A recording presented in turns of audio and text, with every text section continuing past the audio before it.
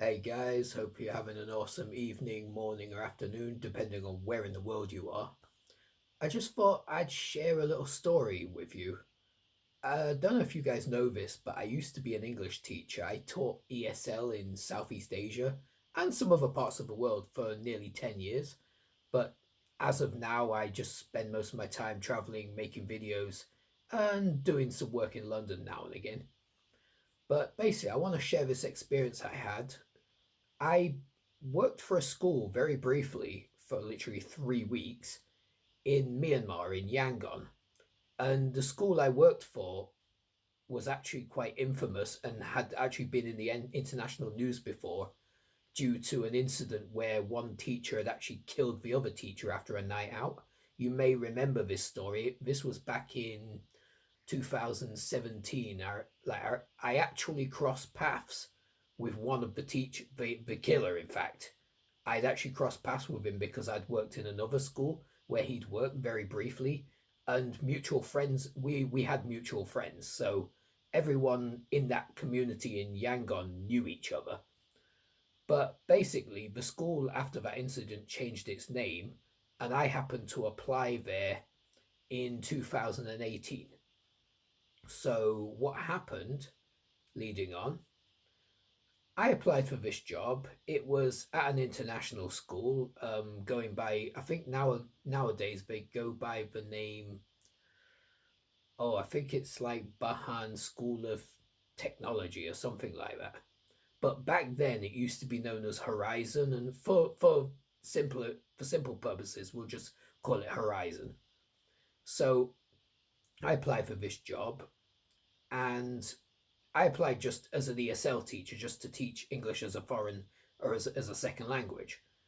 But when I got the interview, I was basically offered the job as a homeroom teacher, which means that as a homeroom teacher, you teach core subjects like English, maths, science, and social studies, which I would have been teaching to, they were like 10-year-olds, so you could call it like third or fourth graders, so to speak. And at first, I was hesitant about taking the job because it's above my pay grade and it's above my skill set, to be honest. But after the interview with the principal of the school, Mr. Steve, he was very nice in the interview. He's big American guy, full of positivity, and he said, "Yeah, you'll do great. The kids are little angels. It's awesome. You'll love it."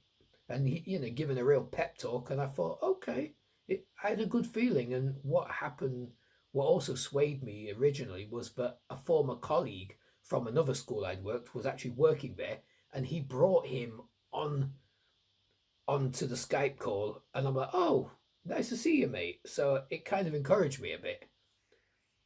So moving on, I bought my ticket and I went over, and I arrived at the school. And yeah, when I arrived, he was very jovial, this Mr. Steve, and a load of other teachers showed up as well because he'd brought in teachers from all over. It seemed like he was basically hiring for the new semester and had quite a few positions to fill. And the only one red flag at the time was he was telling me that the teacher I was replacing had basically walked out and quit, but he painted him as this real bad guy, huge chip on his shoulder. He had an attitude, and the kids didn't like him. All this, but saying, "Oh, the kids are gonna love you. You seem like such a nice guy." All this, so I kind of just put the doubt to the back of my mind. So getting on to the first day of school, we were already told that we had to be there by 8 a.m. On the dot, and we arrived. I mean, brand new school. We were still figuring out our apartments, and you know to be honest, where we'd been housed wasn't ideal. It was a nice apartment, but it was empty. Like, I didn't even have a wardrobe or even a place to hang my clothes. And as a teacher, you need to be in shirt, trousers, and for him, he demanded that all teachers, well, the male teachers, wear ties as well, which was ridiculous because I don't even know how to tie a tie.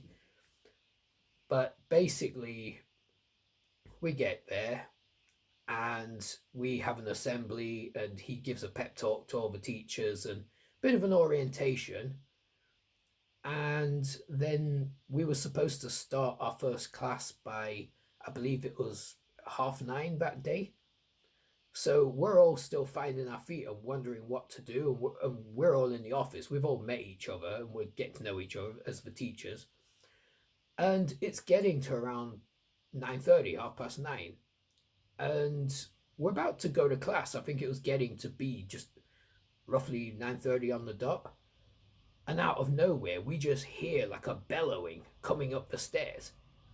And this Steve was literally running up the stairs. We're on the second floor, screaming, "Where the hell are my teachers?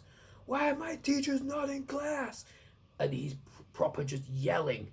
And he storms into the office. And this dude's big. This guy was a good, like, almost like 6'2", 6'3". He's a big dude, wide as well. And he's just bellowing at all of us, "Why are we not in class?"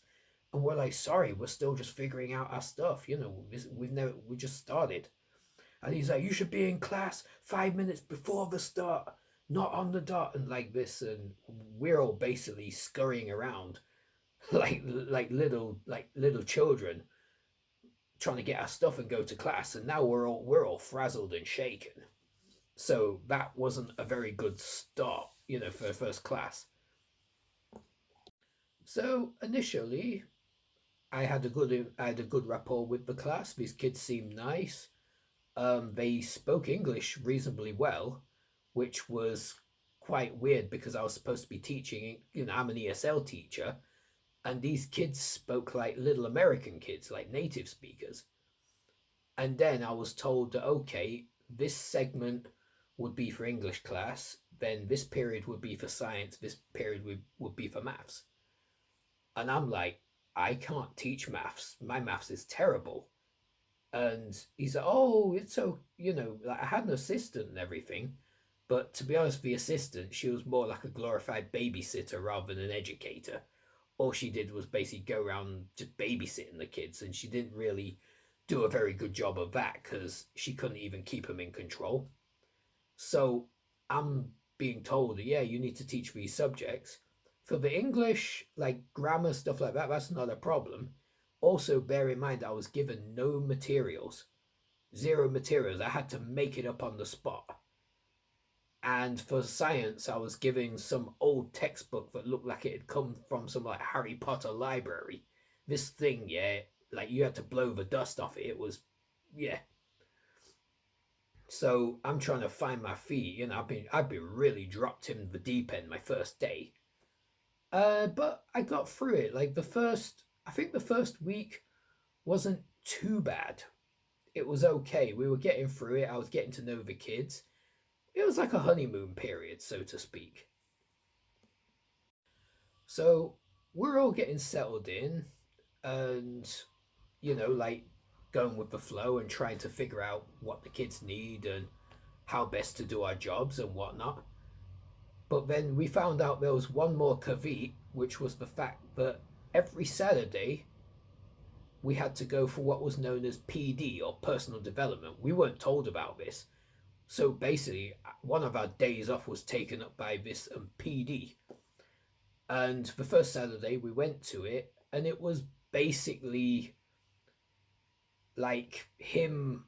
It was us in like an auditorium listening to this principal waffle on about certain like, oh, what's it, like teaching methods and how we should be up to this standard. But what was funny in all these PDs, his punchline to everything was, "If you don't do this, you will be fired." That was the conclusion to everything. It was, you either do it or you're fired, which is not a very good message. When he's trying to impress onto us that we need to be positive, and he's basically holding the sword of Damocles over our heads, telling us that if we don't do it, we're fired. It wasn't very good. So already the teachers are starting to get a bit nervous.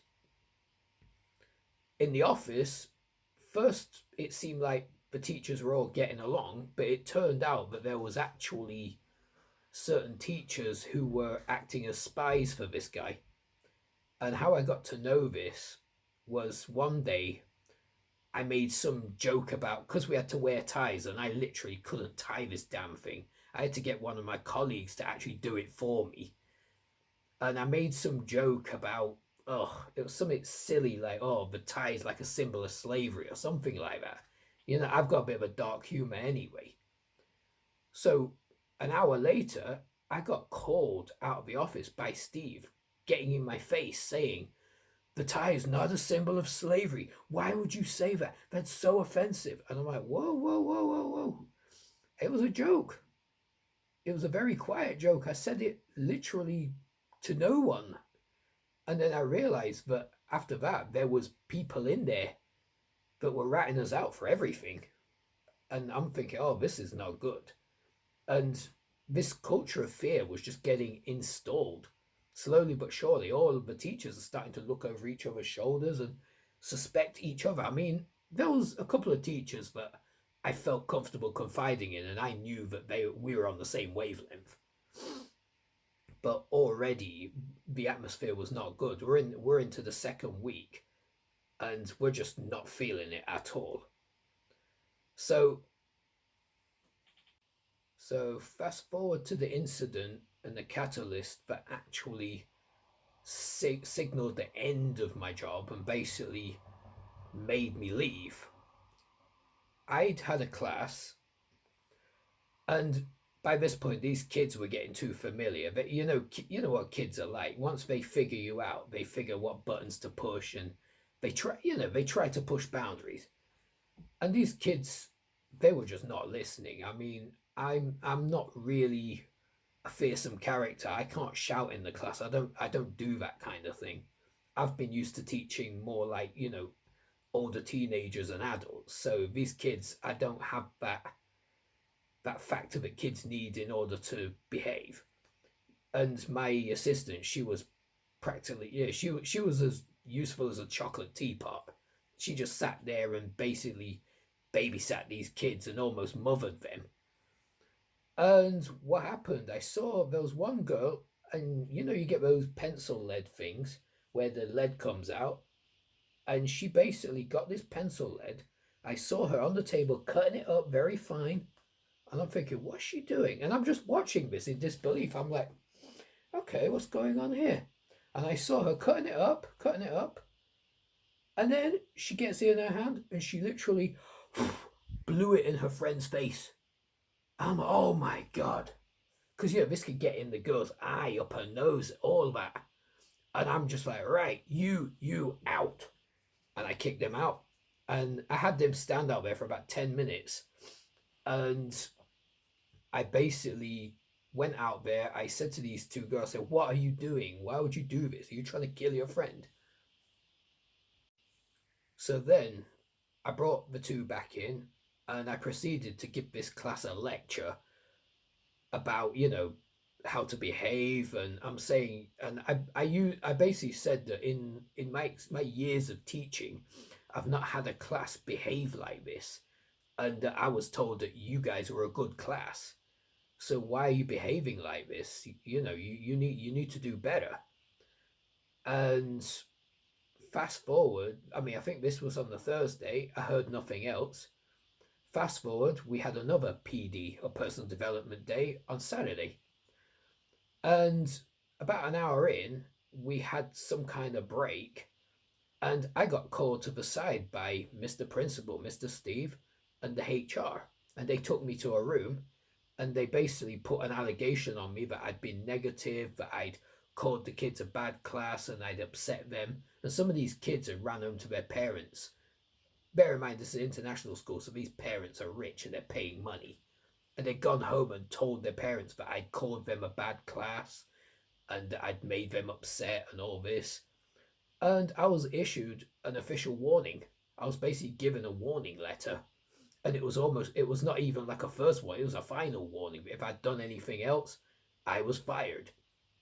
So by this point, I'm thinking, right, I can't even discipline these kids. I can't even go as far as to even lecture these kids. What do I do now? These kids are already a nightmare, but now I basically had the carpet pulled from underneath me.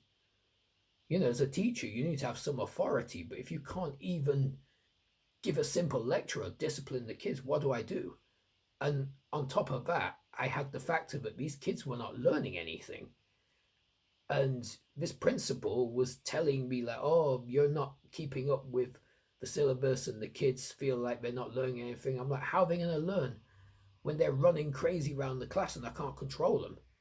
And he's like, oh, but when I come into the class, they are, they behave. And I'm like, yeah, because you're 6'5" and you're wide as a bus and you're scary. You're the principal. Of course, every kid pays attention when the principal comes in. That's normal.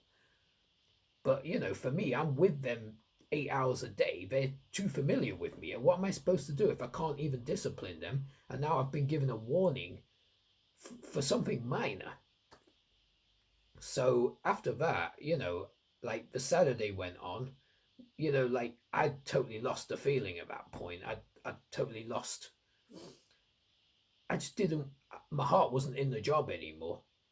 And on that PD, we used to usually go for a group kind of thing afterwards, like bowling or to a cafe or something. I ducked out as soon as the whole thing was there. Once they'd finished doing the lecture or whatever, I just ducked out and went home. So Monday comes around. I went to school and I tried my best, and these kids just total nightmare. And I just spent that day kind of just avoiding the principal and just trying my best but getting nowhere. And Tuesday I actually took the day off. I called in sick, and even then on the phone I had to call the principal directly, and he basically gaslighted me. Said, oh, are you really that sick? And I said, look, I am. I'm feeling feverish. I wasn't. I was stressed. I was absolutely stressed. And he basically gaslighted me and accused me of faking it. I said, look, I can't come in. So I didn't go in. I had nothing to lose by this point.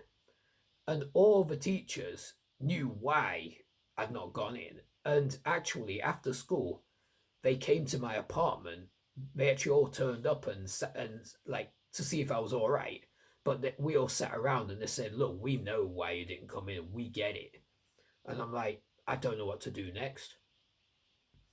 And I mean, Steve was not just doing this to me; he was doing it to other teachers. But I can't hold my tongue. When something's wrong, I can't keep it inside. That's just me. I can't just go with it. I mean, the money was good. Don't get me wrong. We were paid US dollars. We were getting paid nicely, but I can't. I can't fake my way through just for that. So on the Wednesday, I called a meeting with HR and Steve, the principal, and I said, "Look, what am I supposed to do now? I've got no power in that class.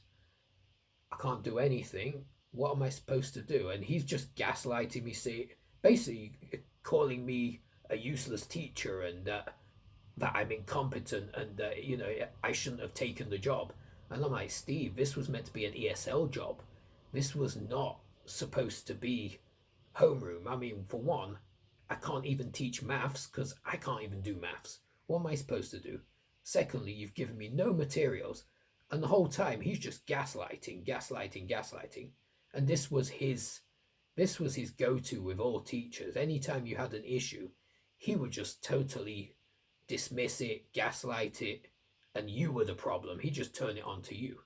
So at this point, I had nothing to lose. I said, well, what do you want to do, Steve? I mean, I see no point of being here anymore. I'm not going to quit because if I quit, then, it'll go against me and I'll lose whatever benefits I'm supposed to get at the end of it. But I'm just going to have to call in sick until you make a decision. And in the end, he said, look, okay, stay till the Friday and we'll pay you up to then and then leave.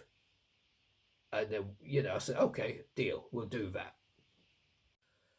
So, we've agreed that I'm going to leave on the Friday. And I thought, cool, I'll do the best I can until then.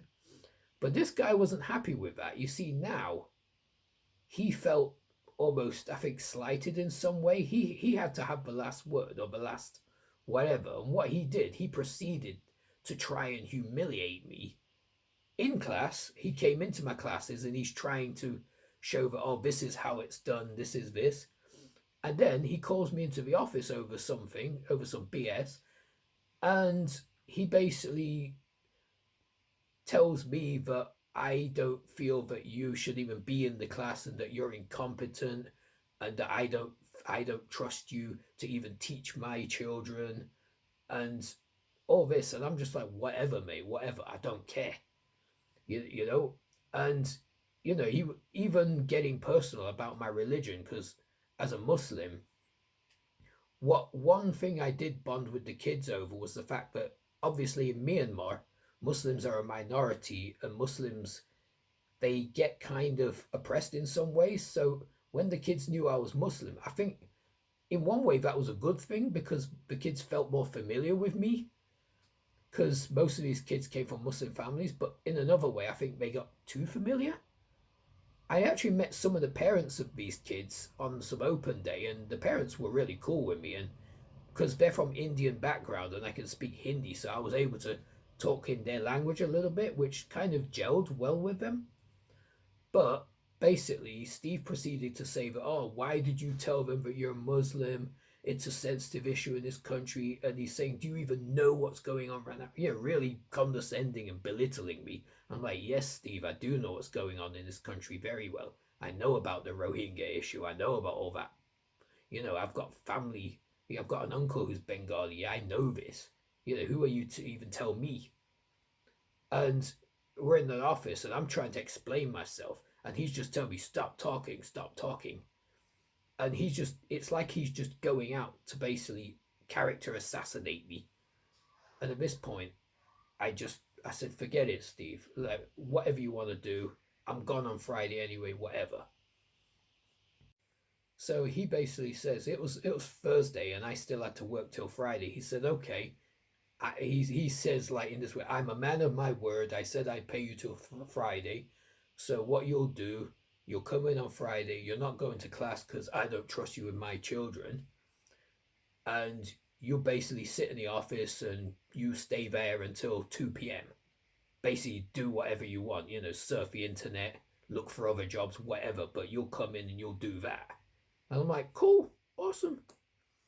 And basically, I went in on the Friday, didn't even cross paths with the guy again, thank God.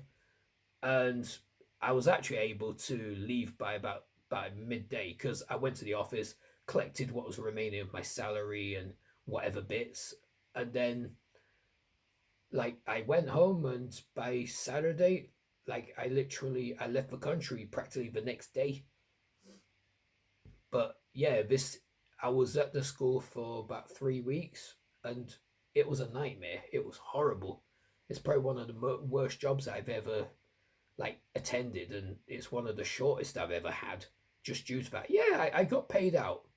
Like, I mean, for 3 weeks of basically stupidity, I left with about $900 in my pocket. So it was, the money was okay, but it was horrible. Like, it it left me with a bad taste in my mouth. After this, I mean, after leaving, I kept in touch with one of the colleagues that I'd worked with. I'm actually still in touch with her today. She's a really good friend, and I've met her in actually quite a few other countries since, because we're always crossing paths. She's a lovely person. And she told me that he'd basically done this to quite a few teachers after I'd left. And actually, the teacher who replaced me, she only lasted 2 weeks. So go figure. The guy before me, he was there for about a week. He quit. I was there for 3 weeks. The girl after me lasted 2 weeks and she quit too. Go figure. It was crazy. And one teacher, who was a really good teacher, he was actually my housemate where I was living. This guy went as far as to literally like assassinate his career because he spoke up, because he stood up for himself. He literally put it around all the schools in Myanmar that this guy was incompetent, he was this, and he ruined his chances of actually getting another job in the country. Like this Steve, I don't mind to mention his name. I mean, like this guy, he was a piece of work. And you get this in companies a lot. You get some managers that are real bullies, and this guy was. I mean, he was a sociopath. And I just want to talk about this because If you ever have jobs in the future where you have people like this, you need to look out for these red flags because it can make or break whatever job or career you're in. And I mean, I've been out of the ESL industry for about 4 years now since COVID. So I'm not really connected with these people anymore. So I feel like I can freely talk about this now.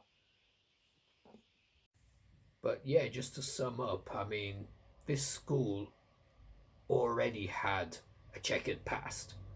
Like before this guy took over, they had the whole incident with the two teachers, Harris and Gary, which you may have seen on the news at one point, where basically they'd gone on a night out and like according to the news, this like Gary had been murdered by Harris. Like they'd gone back to the apartment, and somewhere in the early hours, Harris had proceeded to beat this guy to death, and then he fled the country literally that same day, and that was at the same school.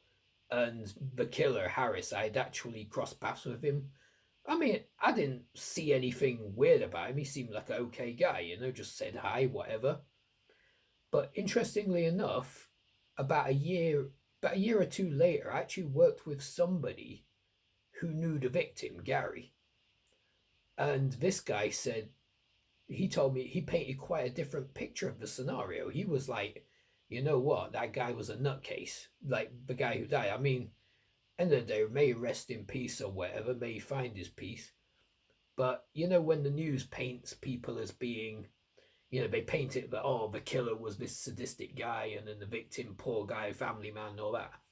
But from somebody I met later on, because this community was quite small, everyone seemed to know each other, and he said, oh, Gary, he was a nutcase, he was an absolute nutter. Like, he was always taking, basically, they call it yaba, it's like pink amphetamine pills. He was big on that. And he was saying, you know what? This Harris may have been defending himself, even though, yeah, he may have actually been the one on the defense rather than doing the offense. Maybe this Gary had flipped out because this guy who I'd worked with actually told me that Gary had even randomly punched him in the face because he was the kind of guy that you'd be sitting with and he'd just flip, like he'd just lash out and he'd start fights with whoever was there. So it's quite interesting that I just want to add this in because it's related to the school that I worked at. But it's interesting how the media paints one people as one way and other people as another way, a bit like Israel and Palestine. But yeah, I mean, that was basically it. And I'm going to cut it here. Hope I haven't bored you with too many details, and I hope it provides insight to anyone else looking for a job or, who's already in a job and finds themselves in that situation where you've got like some sociopathic manager or, some bullying supervisor, whatever. I wish you the best of luck. Anyway, good night.